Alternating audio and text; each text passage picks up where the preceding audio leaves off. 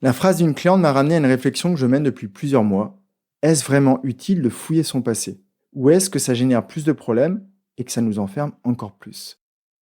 Dans cet épisode, je t'explique pourquoi analyser encore et encore ton passé peut te bloquer bien plus qu'il ne te libère. Et surtout, je te donne les clés concrètes pour que ton passé ne soit plus un frein, mais un tremplin vers la vie que tu mérites. Que tu considères la thérapie destinée aux personnes folles, que tu aies déjà hésité à en commencer une, ou que tu sois en analyse depuis trop d'années, cet épisode va t'ouvrir un nouveau prisme de lecture et t'aider à faire un pas de plus vers cette vie riche, épanouie et pleine de sens. Bienvenue sur Dépasse-toi, je suis Sylvain et la promesse de mon podcast est simple, t'aider à te créer la vie que tu mérites. Quand je ne suis pas devant le micro, j'accompagne les personnes sensibles à se transformer. Et au fil des épisodes, je vais te partager les prises de conscience qu'elles ont eues et qui leur ont permis de s'épanouir. Tu vas comprendre entre autres comment mieux te connaître, avoir de belles relations, apaiser ton mental et trouver ta place, celle où tu te sentiras aimé et reconnu à ta juste valeur. Si tu veux profiter de tout ce que j'ai à t'offrir, abonne-toi à mon courrier privé sur sylvainviens.com. Installe-toi confortablement, je te souhaite une très belle écoute. Avant de te parler du passé, je te partage le retour d'un lecteur de mon roman qui m'a laissé 5 étoiles sur Amazon. Je ne suis pas un grand lecteur, mais je me suis retrouvé plusieurs fois devant le syndrome du « un dernier chapitre et j'arrête ». Au travers d'une écriture accessible et franche, on assiste à la prise de conscience de Vincent et on se surprend à reconnaître un peu de soi au fur et à mesure du livre. Et si notre vie pouvait être meilleure en commençant par la voir sous un autre prisme? L'homme qui a décidé de vivre est un livre qui vous veut du bien et qui ne vous laissera pas indifférent. Alors merci à ce gentil lecteur de s'être offert mon roman et d'avoir laissé ce très beau commentaire, et j'espère que ça t'aura donné envie de t'offrir mon roman. Revenons à notre sujet du jour, on va parler du passé. Et avant de commencer, je tenais à te partager la phrase de ma cliente, celle qui a déclenché cet épisode. Sylvain, en 3 échanges, j'ai l'impression d'avoir plus avancé qu'en 10 ans de psychanalyse. Et pourquoi je t'en parle aujourd'hui? Parce que ça fait plusieurs fois que j'entends cette phrase, pour des personnes qui ont fait des psychanalyses ou des psychothérapies. Et même si la phrase est très flatteuse, je pense qu'elle n'est pas totalement vraie, ou plutôt qu'elle est biaisée, car la psychanalyse ou les autres thérapies peuvent déclencher des prises de conscience et mettre le patient ou le client dans une dynamique de compréhension et de changement. Malheureusement, beaucoup s'enferment dans cette pratique. On va parler de psychanalyse et je voulais juste expliquer en quoi ça consiste. En gros, la psychanalyse, c'est une approche qui vise à explorer l'inconscient, donc ce qui est sous la surface de la conscience. C'est une partie cachée de notre esprit où on retrouve les souvenirs, les traumatismes et tous les mécanismes de défense qu'on a développés souvent pendant l'enfance. Imagine si notre mental était un iceberg, le conscient c'est la partie émergée, celle que tu vois, et l'inconscient c'est la partie immergée, la plus grande partie du gros glaçon qui n'est pas visible. La psychanalyse repose sur l'idée que nos comportements et nos émotions sont influencés par ces éléments inconscients. Et là, je partage totalement cette vision. En parlant avec un psychanalyste, tu mets en lumière les schémas qui affectent ta vie actuelle.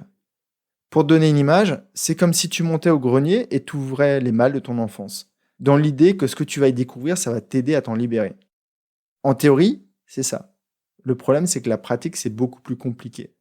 Même si l'objectif est d'amener à une prise de conscience et à la libération des blocages, c'est pas tout le temps le cas, ou alors ça peut prendre très longtemps. Là, ce que j'ai envie de faire aujourd'hui, j'ai envie de te partager ce que j'en pense. Et à chaque défaut, si je peux utiliser ce terme, je te donnerai une idée pour avancer de ton côté. Petit disclaimer, certaines personnes ont vraiment besoin d'une thérapie en profondeur avant de pouvoir passer à l'action. Et je ne remets pas ça du tout en cause. Le premier défaut que j'y vois, c'est que beaucoup se perdent dans l'analyse sans jamais passer à l'action.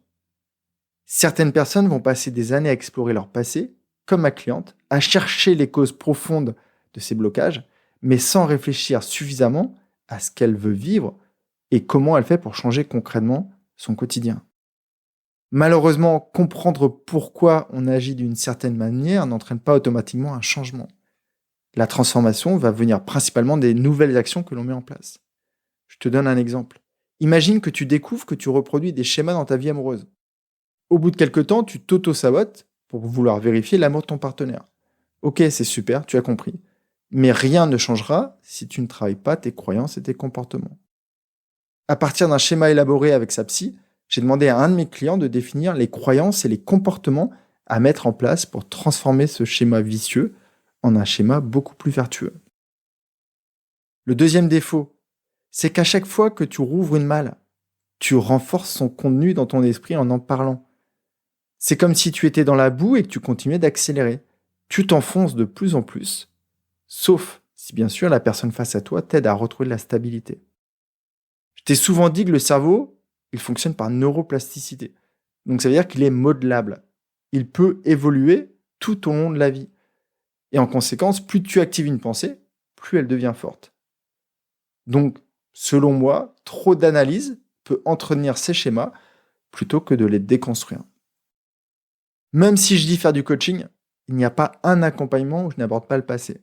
Mais on essaye d'y rester le moins possible. Ou en tout cas de s'y embourber le moins possible.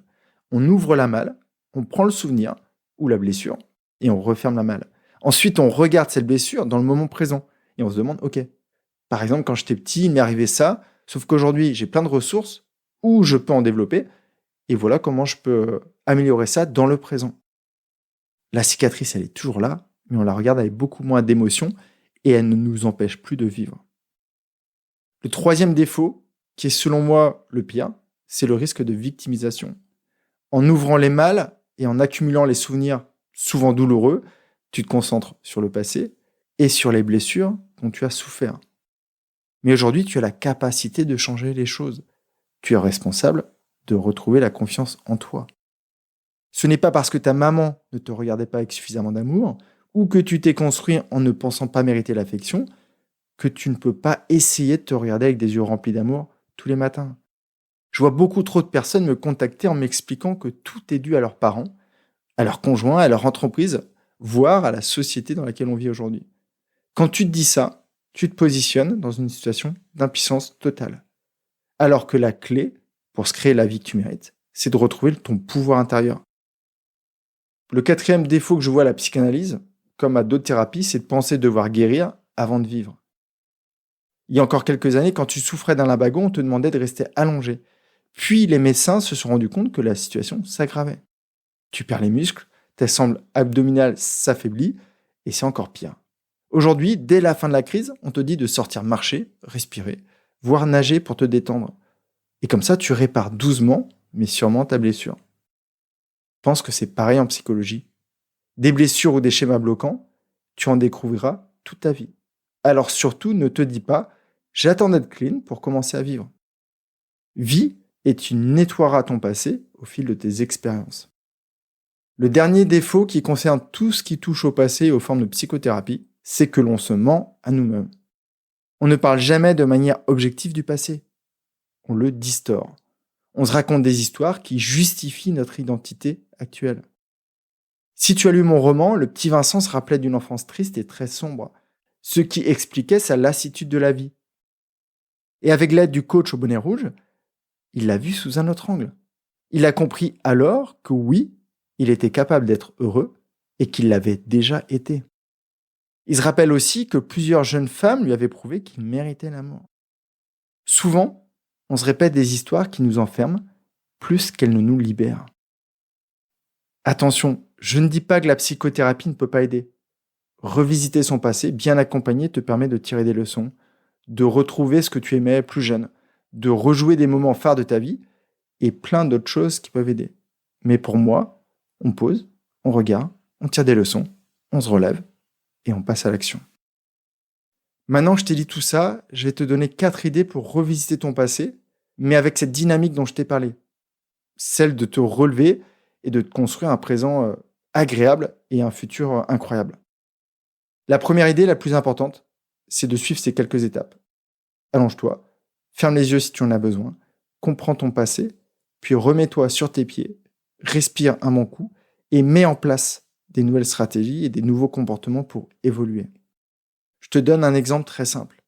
Tu as compris que tu n'oses pas t'exprimer en réunion car, à table, chez toi, un de tes parents revenait cramé du boulot et demandait le silence. Donc, dès que tu es en groupe, dès que tu es assis par exemple à table, tu revis cette demande et tu n'oses pas t'exprimer. La prochaine fois que tu es à table avec tes collègues, lance un sujet, un tout petit sujet ou juste un bon appétit, histoire de désintégrer cette croyance que tu n'as pas le droit de parler à table. La deuxième idée, change ton histoire. C'est une des clés du roman que j'ai écrit. Au lieu de te focaliser sur ce qui t'est arrivé de mal, regarde en quoi ce mal t'a aussi fait du bien. Je ne sais pas si tu te rappelles, mais j'avais écrit une capsule pour la fête des mères où j'avais listé des moments difficiles que j'ai vécus à cause et grâce à ma mère. Et j'avais précisé comment ces mêmes moments m'avaient permis de développer l'introspection, l'empathie, la solidarité et surtout l'envie profonde d'aider. Fais pareil. Vois comment ton passé douloureux t'a fait grandir. Comment il t'a permis de développer une forme de résilience. Mets du sens à ce que tu as vécu et tu verras que ça te permettra de le vivre beaucoup mieux. Je reviendrai sur cette idée dans mon courrier de jeudi. Mon troisième conseil, mets-toi dans une logique de croissance. Utilise ton histoire comme un moteur plutôt qu'un frein. Pourquoi depuis 6 ans je t'aide à travers mon contenu ? Parce que j'aurais aimé que quelqu'un m'explique la puissance du mental et cette capacité que l'on a de transformer nos vies. J'aurais aimé que ma mère ne gâche pas sa vie en se victimisant. Et c'est pour ça que toutes les semaines, j'essaye du mieux que je peux de t'éviter de commettre les mêmes erreurs, en te partageant mes leçons ou celles de mes clients. Et enfin, le dernier conseil, le plus important, transforme le « pourquoi je suis comme ça » en « comment je veux devenir ça ». Regarde vers où tu veux aller plutôt que ce que tu veux éviter de reproduire. Longtemps, je me suis dit « je ne veux plus être dépressif ».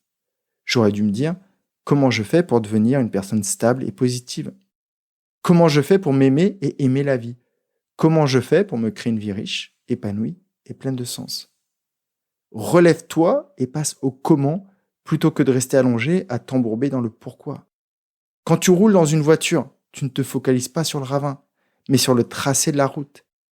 C'est pareil dans la vie. Regarde où tu veux aller et si tu as besoin d'aide pour y aller, fais-moi signe.